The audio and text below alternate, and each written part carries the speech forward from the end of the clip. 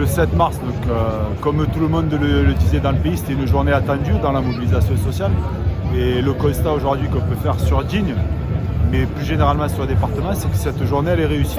Elle est réussie puisqu'il y a plus de manifestants sur le département que ce qu'on a pu connaître le 19 et le 31 janvier. Donc ça c'est un point important. Il y en a plus à Digne et il y en avait plus à Barcelonnette aussi ce matin puisqu'il y avait 2 manifestations, ce qui n'était pas le cas au début des mobilisations sur les retraites. Donc une mobilisation ce matin aussi à Barcelonnette avec plus de 300 personnes, ce qui est quand même significatif sur la vallée de l'Ubaye où la CGT est organisée mais pas organisée au même niveau que sur Digne, que sur Manosque, que sur le reste du département.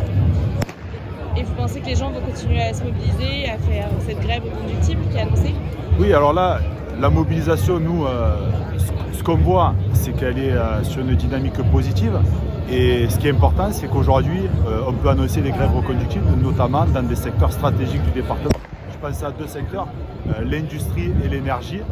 Dans l'industrie, on a vu le syndicat CGT d'Arkema qui, après avoir discuté avec les salariés, appelle à une grève reconductible. Et par exemple, dans l'énergie, sur le stockage à Manosque, le stockage de gaz à Manosque, géométhane, une grève reconductible aussi qui a démarré aujourd'hui avec une forte mobilisation des salariés. Donc c'est un point positif qui va nous servir de point d'appui à entraîner d'autres secteurs dans la mobilisation et de façon reconductible parce que l'enjeu aujourd'hui, il est de tenir pour arriver à faire plier le gouvernement puisque cette réforme, la globalité du monde du travail la rejette.